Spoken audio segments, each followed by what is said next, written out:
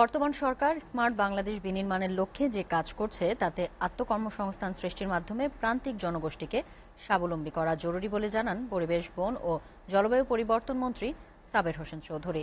রাজধানীর সবুজবাগে অসহায় ও নিম্ন আয়ের মানুষের মাঝে সেলাই মেশিন বিতরণ অনুষ্ঠানে একথা জানান তিনি। সাবের হোসেন চৌধুরী বলেন, নিম্ন আয়ের মানুষ যাতে কারো মুখাপেক্ষী না হয়, সরকার সে লক্ষ্যে কাজ করছে।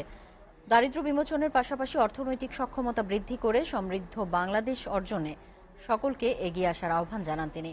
আগামীতে এদের উৎপাদিত পণ্যের বাজার সৃষ্টিতে সরকারের পক্ষ থেকে সহায়তার কথাও জানান মন্ত্রী।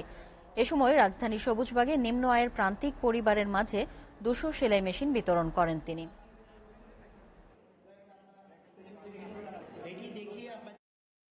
যারা হয়তো কিছুটা পিছিয়ে আছে তাদেরকে সাহায্য করে তারা যেন আর পিছিয়ে না থাকে, আপনাদের যেন কারোর দিকে তাকিয়ে না থাকতে হয়, আপনাদের ভবিষ্যৎ যেন আপনারা নিজেরা নির্মাণ করতে পারেন, নিজের পায়ে দাঁড়াচ্ছে, আমরা সেই ব্যবস্থা করার চেষ্টা করছি।